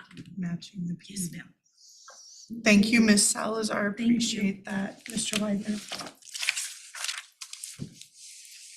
That concludes our presentations tonight. And so we're going to move into the superintendent's report. And as all 5 of you probably know from my email, it's been a busy 2 weeks since our last board meeting. And so I wanted to kind of share some of the highlights of that. President Lee and I talked about some of the things that I should inform you about. So from the slides, I have a slideshow, I have some pictures, and I have information. So here's the superintendent's report for the last 2 weeks. On May 10th, 2024, we had our second graduation for the early college high school at New Mexico State University Grants. And we graduated 6. I know, I was flashing, change the slide. I'm sorry. We graduated 6 students. 4 of those students received their associate degrees that evening after their graduation. And so there are some pictures of the commencement that we had. We anticipate that our attendance at our enrollment at the early college is going to grow. Our cohorts for 2025, 2026, and 2027 will be larger cohorts. So we did graduate 6 students with 4 associate degrees. In April, we had a performance review of the superintendent. We kind of revisited my evaluation tool and the goals that I'm working with as the superintendent. One thing that came out of our conversations was that I should seek to find a mentor. And I looked high and low to find a mentor. Bonnie Lightfoot is going to mentor me next year, throughout the year. She is the current president of the New Mexico Coalition of Educational Leaders and was the 2023 Superintendent of the Year. She did do a board work session for us in January, and we completed a scope of work yesterday, and she will be mentoring and coaching me as the superintendent. She will also be mentoring and coaching all of our site administrators, so our principals, assistant principals. She'll be working with our coordinators and directors and really working to make sure that we are working towards the goals of our strategic plan. She will be coming in and facilitating the workshops at our GCCS Leadership Summit. And she will conduct board work sessions where you guys can delve into your policies and kind of see what works for you and what you guys need as a board as well. So I did find a consultant and a mentor. The day that Mrs. Lightfoot and I were around, we went to 9 of the school sites, and it was really neat the day that we were there. It was they were hosting a throw at Cabero for all of their students. And so I wanted to share that. That was really a neat event happening in the community. And it was really neat for the kids. They got lots of neat stuff and snacks and toys and just a lot of stuff. So that was a really neat community event to walk up on as I was introducing Mrs. Lightfoot around. Mr. Biden, let me share something about that within our culture. It's very important that everyone recognizes that when you feed someone else, that is very important. It's not something that should be discarded or something that should be realized, oh, that's a neat thing to do. It is, whenever we do that, we feed other people. We're giving them our blessings and so they can carry it forward. And anything that bothers them or that they're having trouble with, when you feed them, you take that hurt or that problem away and you send it to the spirits to take care of. So it's just something that people get together and start throwing food out.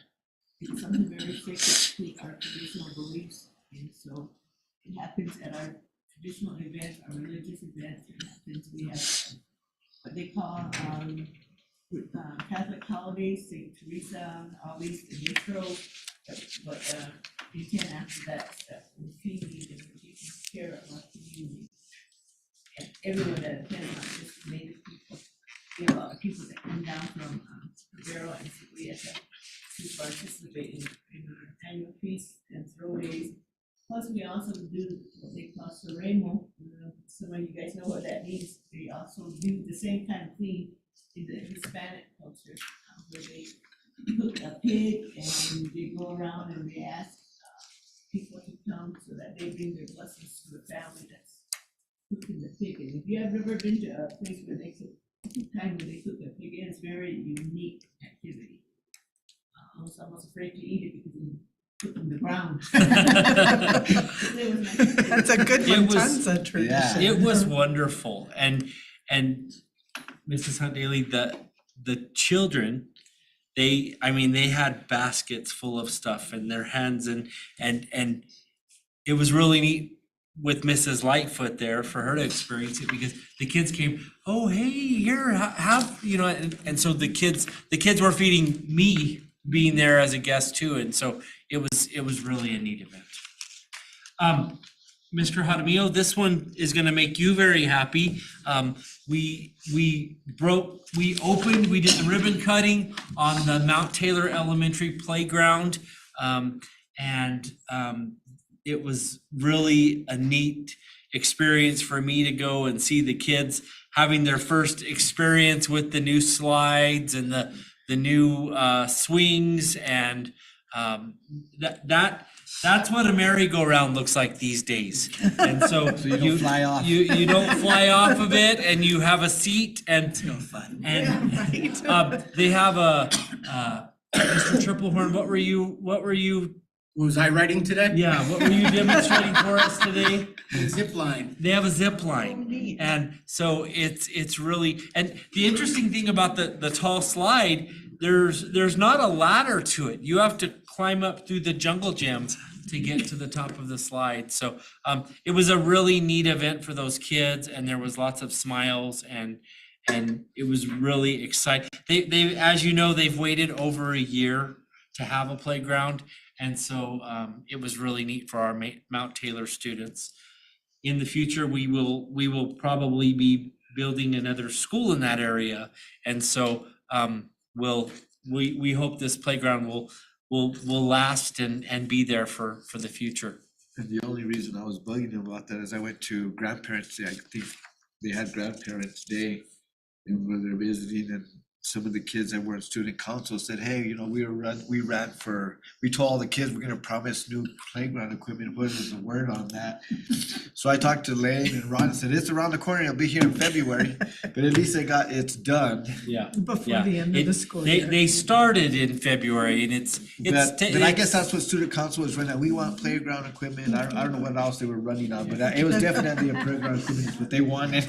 Yeah, they were. Promises they can't keep. Yeah, exactly. No, but they did. Future It's- politicians it's- at work. But they did, they caught me, two of them caught me and they were asking me about, what's the chances of them getting that playground equipment, and I didn't even know they were on the list, and come to find out, they were getting it soon. If any of you have the chance and you're in the area, go by. I'm sure Mrs. Valdez would love to show you. It's really neat. It's state of the art playground equipment with the zip line.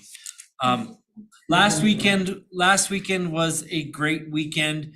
We had on Friday night, the 17th, we had the commencement at Grants High School. Dr. Archambault, that's where I was mentioning that I sat with the governors and President Lewis and lots of great representatives. I got to sit there with some of you board members. Grants High School, the graduation rate was 97%, and their old principal didn't hit that high. So so I'm very proud. I'm very proud of them this year. And part of that was that after school program and the tutoring and helping kids earn their credits. They graduated 168. On Saturday, the 18th, it was really a wonderful experience for those of us that got to attend the Laguna Acoma High School graduation. They graduated 48 students and had a 96% graduation rate. And with the smaller number, it's hard to reach that. And that's their highest graduation rate in the last few years. And so Mr. Sanchez was working very hard to get this cohort of kids graduated. Mr. White, the grants, were there any that we lost that were on the track to graduate, they didn't? In most schools? I believe there were 4 that haven't graduated yet. Is that grant? Yes.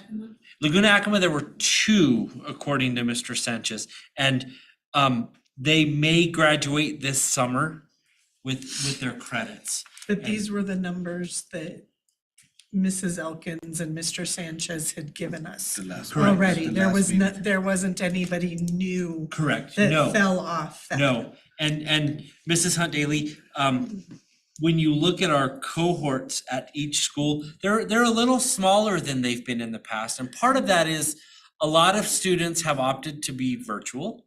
And so there are kids that go to the state virtual school.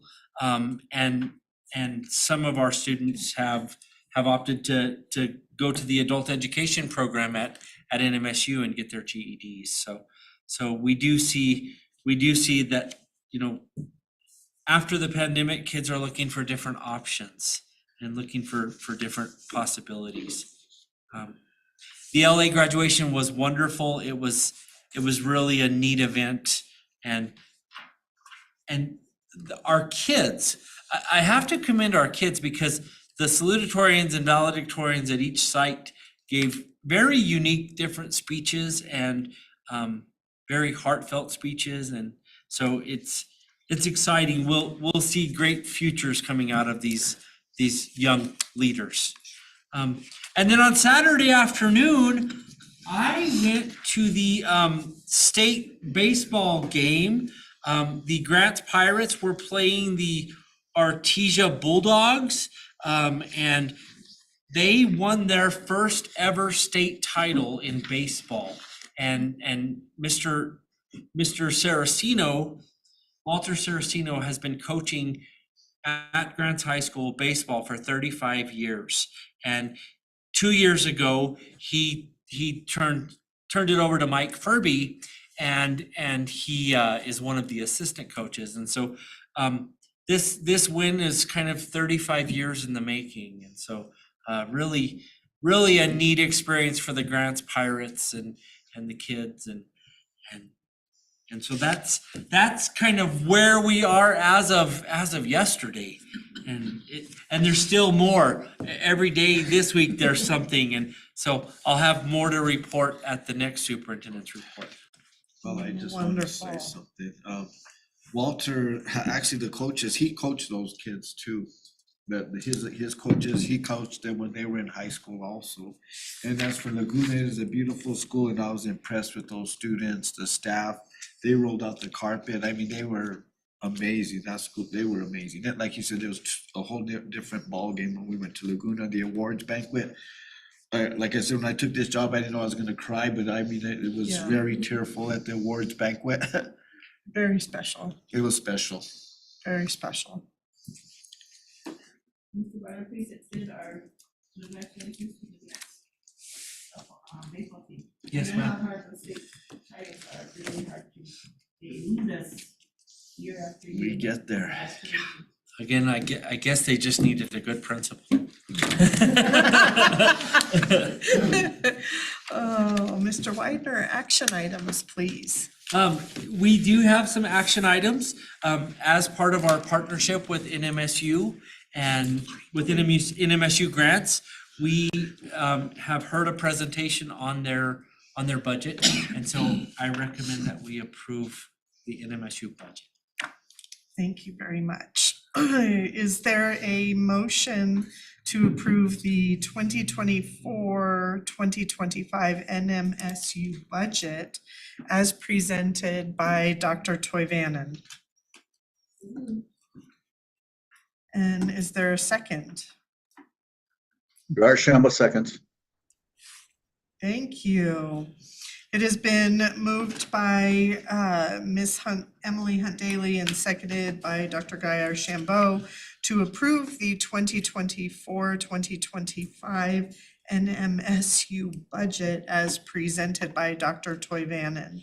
Is there any discussion?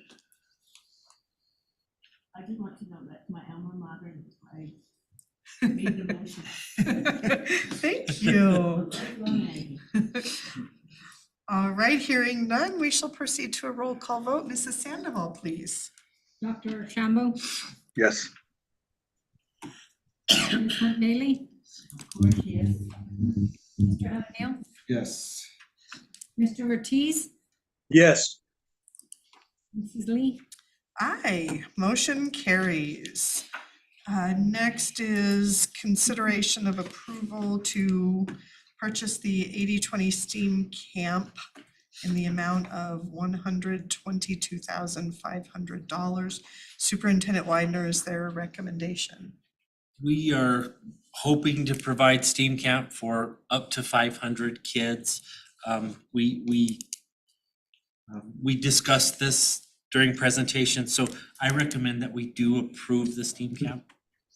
Thank you. Is there a motion to approve the purchase of the 80/20 STEAM camp in the amount of $122,500? Do we have a vote for that? It's in Action item. action items behind the NMSU page. Uh-oh. No. That is it. Yes, ma'am. So is there a motion? I make the motion to approve the purchase of 80/20 STEAM camp for $122,500. And is there a second?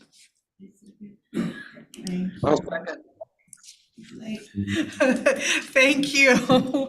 Emily beat you to the punch, sir. It has been moved by Mr. Jaramillo and seconded by Ms. Hunt Daly to approve the purchase of the 80/20 STEAM camp in the amount of $122,500. Is there any further discussion?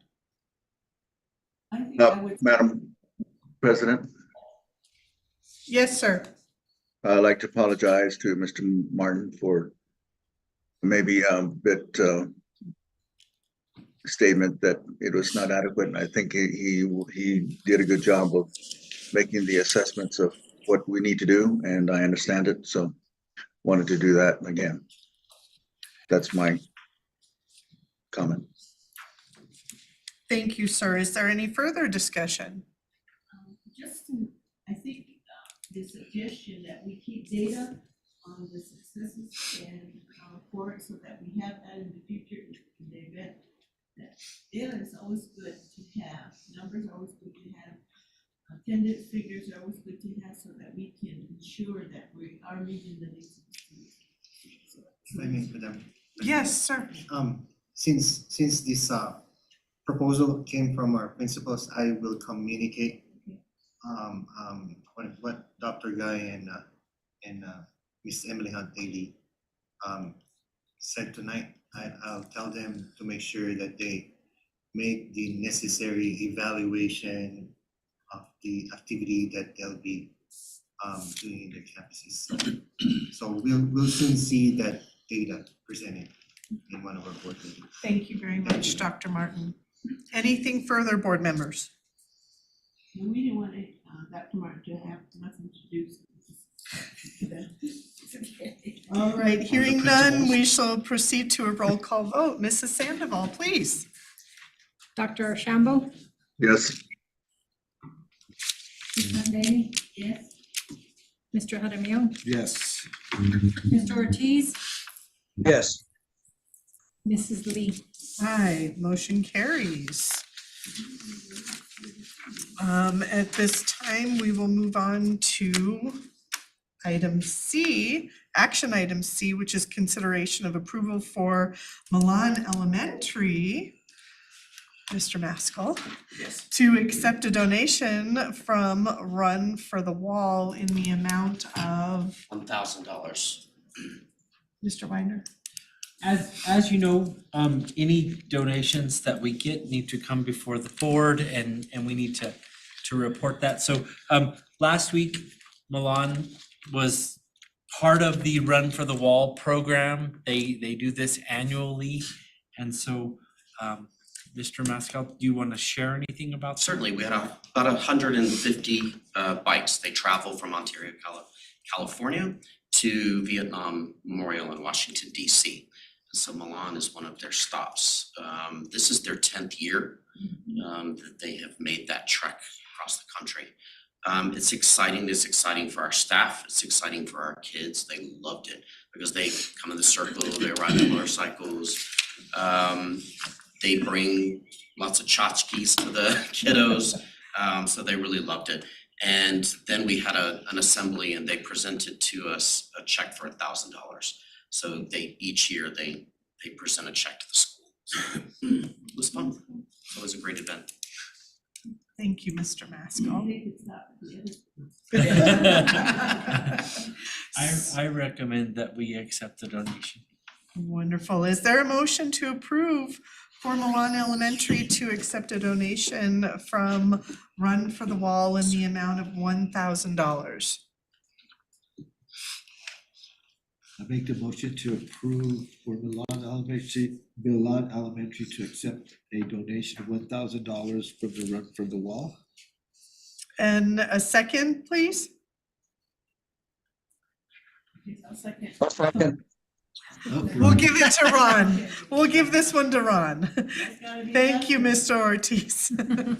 It has been moved by Mr. Jaramillo and seconded by Mr. Ortiz to approve for Milan Elementary to accept a donation from Run for the Wall in the amount of $1,000. Is there any further discussion? Okay, hearing none, we shall proceed to a roll call vote. Mrs. Sandoval, please. Dr. Shambo? Yes. Mrs. Hunt Daly? Yes. Mr. Jaramillo? Yes. Mr. Ortiz? Yes. Mrs. Lee? Aye, motion carries. Announcements? I do have a few important announcements. This Friday is our last day for students. It is May 24th. We will be early releasing students that day and sending staff home early as we discussed.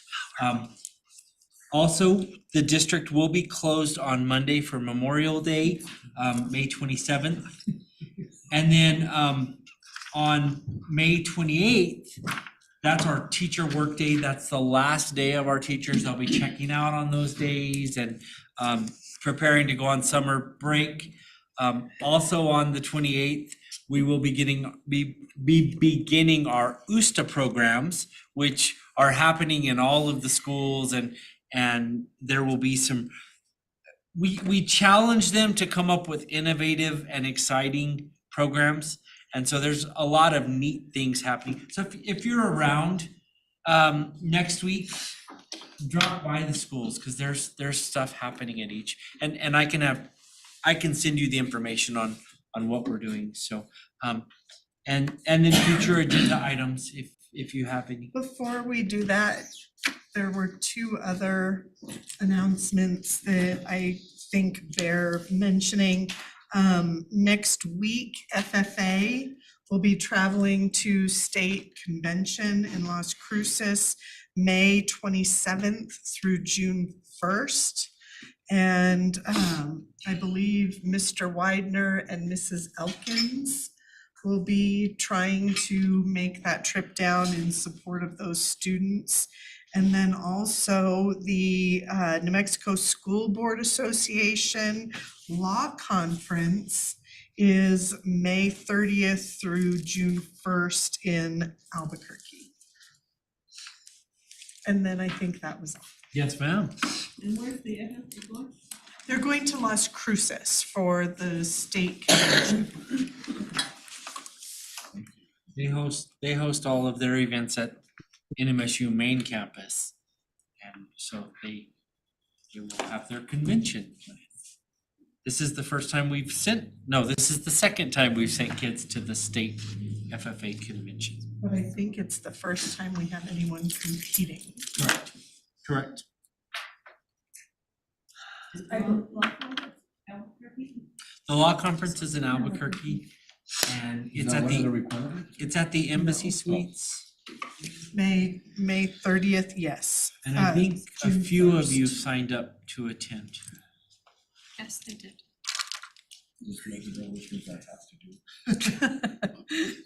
Well, we've got our list. We can look at that now for what our requirements The are. law conference is always a fun one. Yes. Future agenda items. I don't have any at this time. So board members, a reminder, if there are any agenda items the board would like, let's be sure that we get those by the end of this week, beginning of next week, to make sure that we can get those on the June 4th board agenda. I think that's all for now. So Superintendent Weiner, is there a recommendation? I recommend that we adjourn the meeting. All right, thank you, Mr. Widener. Is there a motion to adjourn? Thank you. And is there a second to adjourn? I'll second it.